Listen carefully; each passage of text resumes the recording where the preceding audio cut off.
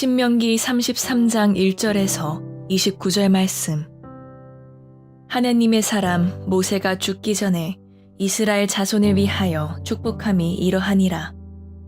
그가 일렀으되 여호와께서 시내산에서 오시고 세일산에서 일어나시고 바란산에서 비추시고 1만 성도 가운데에 강림하셨고 그의 오른손에는 그들을 위해 번쩍이는 불이 있도다.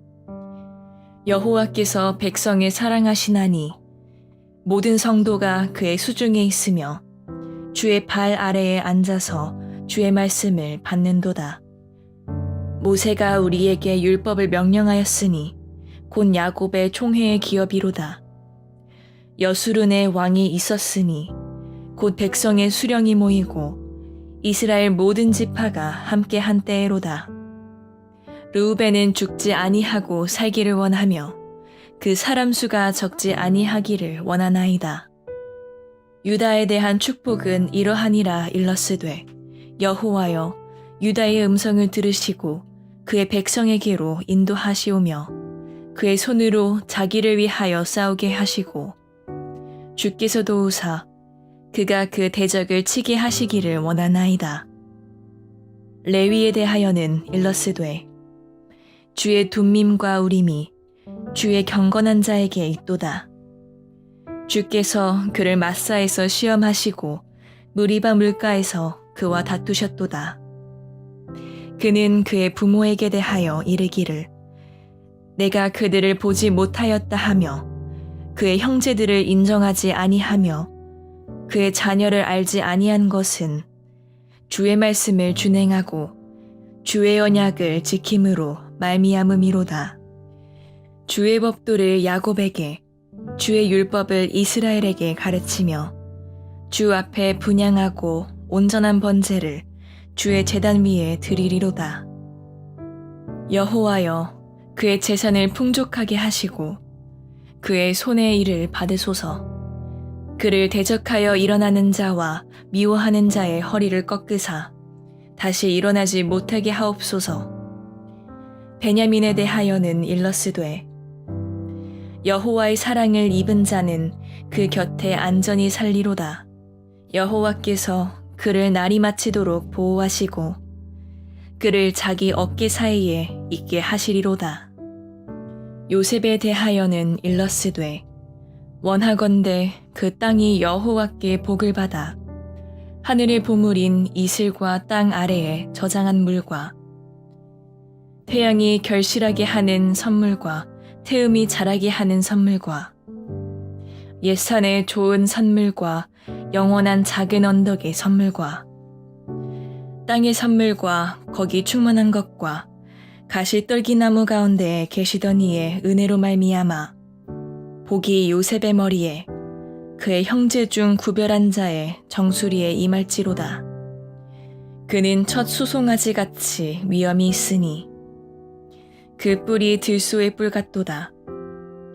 이것으로 민족들을 받아 땅 끝까지 이르리니 곧 에브라임의 자손은 만만이요 므낫세의 자손은 천천이리로다.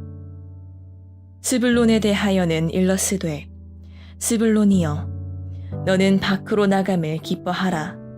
이사가리여 너는 장막이 있음을 즐거워하라. 그들이 백성들을 불러 산에 이르게 하고 거기에서 의로운 제사를 드릴 것이며 바다의 풍부한 것과 모래에 감추어진 보배를 흡수하리로다. 갓에 대하여는 일렀으되 갓을 광대하게 하시는 이에게 찬송을 부를지어다. 갓이 암사자같이 엎드리고 팔과 정수리를 찢는도다. 그가 자기를 위하여 먼저 기업을 택하였으니 곧 입법자의 분깃으로 준비된 것이로다.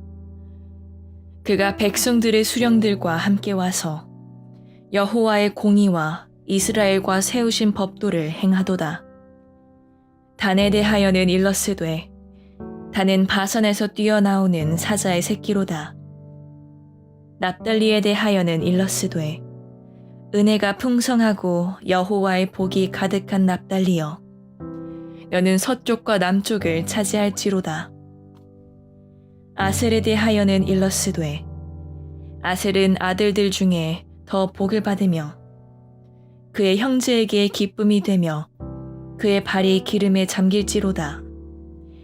내 문빗장은 철과 놋이 될 것이니 내가 사는 날을 따라서 능력이 있으리로다.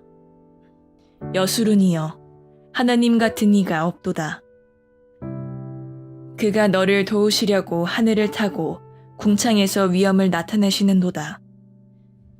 영원하신 하느님이 내 처소가 되시니 그의 영원하신 팔이 내 아래에 있도다. 그가 내 앞에서 대적을 쫓으시며 멸하라 하시도다.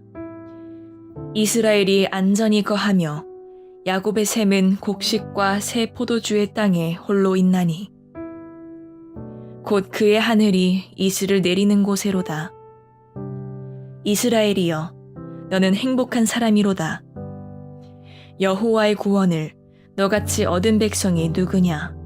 그는 너를 돕는 방패시요 내 영광의 칼이시로다. 내 대적이 내게 복종하리니 내가 그들의 높은 곳을 밟으리로다. 샬롬. 오늘도 하나님의 말씀으로 하루를 시작하신 여러분들에게 하나님의 은혜와 평강이 충만하게 넘치시기를 간절히 축복합니다. 2025년 9월 29일 월요일 우리 신명기 33장 1절에서 29절 말씀을 가지고 진짜 복된 인생이라는 제목으로 함께 말씀 나누도록 하겠습니다. 우리는 모두 하나님의 자녀이자 그리스도인으로 부름받았습니다. 그리스도인으로 살아간다는 것은 단순히 교회에 다니고 종교적인 행위를 반복하는 것이 아니라 날마다 나를 부인하고 하나님을 따르는 삶이다 라고 말씀드렸어요. 그리스도 안에 있는 사람은 분명히 이전과는 다른 새로운 존재입니다. 그러나 우리의 현실은 어떻습니까?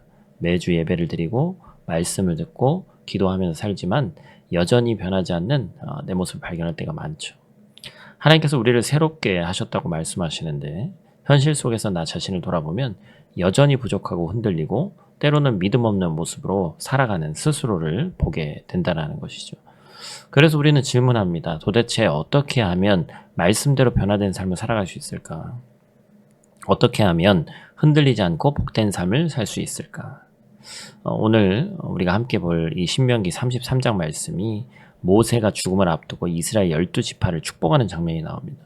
모세는 마지막 순간 백성들에게 단순하게 좋은 땅에 들어가게 될 것이다 이렇게 얘기하지 않았어요. 오늘 우리는 모세의 마지막 설교를 통해서 어떻게 하나님의 백성이 복된 사람으로 살아갈 수 있는지 그 비밀을 함께 나누고자 합니다. 오늘 본 말씀 통해서 우리가 첫 번째로 기억할 것은 하나님의 임재가 복의 시작이다라는 것입니다. 우리가 기억해야 될 이 복의 시작은 하나님의 임재에 있다는 거예요. 신명기 33장 이 말씀이 제가 축복하고 있다고 말씀드렸는데 그런데 지파를 축복하기 전에 뭘 먼저 하죠? 하나님의 임재를 찬양하는 것으로 시작합니다. 2절 말씀 같이 읽겠습니다. 그가 일렀을 여호와께서 시내산에서 오시고 세일산에서 일어나시고 바란산에서 비추시고 1만 성도 가운데 강림하셨고 그의 오른손에는 그들을 위해 번쩍이는 불이 있도다. 아멘. 모세가 이스라엘이 복된 이유를 땅에서 찾지 않았습니다. 이제 곧 가나안 땅에 들어가게 되지만 모세는 너희가 진짜 복된 것은 땅 때문이 아니다. 하나님이 너희와 함께 하시기 때문이다 라고 분명히 얘기하고 있어요. 이스라엘 역사를 돌아보면 그 사실이 너무나도 분명합니다. 애굽에서 약 430여 년간 종살이하던 이스라엘을 건져내신 것도 홍해를 가르시고 마른 땅을 걸어가게 하신 것도 광야에서 하나님의 하늘의 만나와 반석의 생수를 공급하신 것도 모두 하나님의 임재 때문이었죠. 이스라엘은 광야에서 스스로 살아남을 수가 없었던 민족이었습니다. 그럼에도 불구하고 그들이 지금까지 살아남은 이유는 단 하나, 하나님이 그들과 함께 하셨기 때문이죠. 그런데 문제는 사람의 눈이 자꾸만 땅만 바라본다는 것입니다. 이제 곧 들어갈 가나안 땅은 젖과 꿀이 흐르는 풍요한 땅이었어요. 그러나 하나님이 함께 하시지 않는다면 그 땅 또한 결코 복된 땅이 될 수 없습니다. 아무리 기름지고 넉넉해 보여도 하나님 없는 땅은 결국 우상의 땅, 멸망의 땅이 되고 만다는 것이죠. 그래서 모세는 백성들에게 땅 자체를 붙들지 말고 땅 위에 임재하시는 하나님을 붙들라 이렇게 강조했습니다. 모세가 12지파를 축복할 때 동일하게 하나님의 임재의 복을 강조합니다. 레위 지파에게는 너희가 하나님의 장막을 가까이 하는 복을 누릴 것이다. 요셉 지파에게는 하늘의 복과 땅의 복이 풍성히 임하되 그것이 하나님께로부터 온다. 이렇게 선포해요. 사랑하는 성도 여러분, 우리의 삶도 다르지 않습니다. 우리는 자꾸 눈앞에 보이는 것을 복으로 여깁니다. 내가 얻은 성취, 내가 쌓은 재물, 내가 가진 명예와 자리가 나를 지켜줄 것처럼 착각합니다. 그러나 성경은 분명히 얘기하죠. 하나님께서 함께 하시지 않는 한 모든 것은 복처럼 보여도 그것은 결국 복이 될 수 없다라고 얘기합니다. 아무리 풍요로워도 하나님이 계시지 않으면 허무할 뿐이고 반대로 아무리 광야와 같은 자리일지라도 하나님이 함께 하시면 그 자리가 가장 복된 자리가 된다라는 것이죠. 본문 말씀 통해서 우리가 두 번째로 기억할 것은 하나님의 구원이 복의 완성이다라는 것입니다. 모세는 신명기 33장 마지막 부분에서 이렇게 선포합니다. 우리 한번 같이 읽죠. 33장 29절 이스라엘이여 너는 행복한 사람이로다. 여호와의 구원을 너같이 얻은 백성이 누구냐? 그는 너를 돕는 방패시오 내 영광의 칼이시로다. 내 대적이 내게 복종하리니 내가 그들의 높은 곳을 밟으리로다. 아멘. 모세가 축복을 마무리하면서 가장 핵심적인 선언을 남기는데 너희가 왜 행복하냐?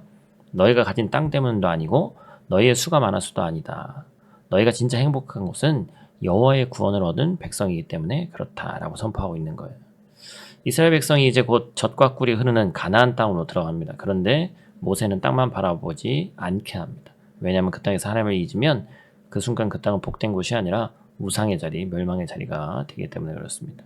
진짜 복은 땅이 아니라 하나님께서 그들을 죄와 멸망에서 구원하시고 붙들어 주신 데 있었습니다. 그 구원이 있었기 때문에 가나안 땅도 의미가 있고 그 구원이 있기 때문에 그들의 삶도 참된 복음을 누릴 수 있었던 거예요. 사랑하는 성도 여러분, 우리의 삶도 똑같습니다. 우리가 진짜 복된 이유는 세상 사람들이 부러워하는 것을 가졌기 때문이 아니죠.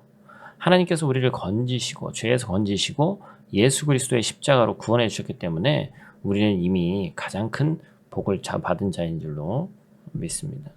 모세는 여호와의 구원을 너같이 얻은 백성이 누구냐라고 선언합니다.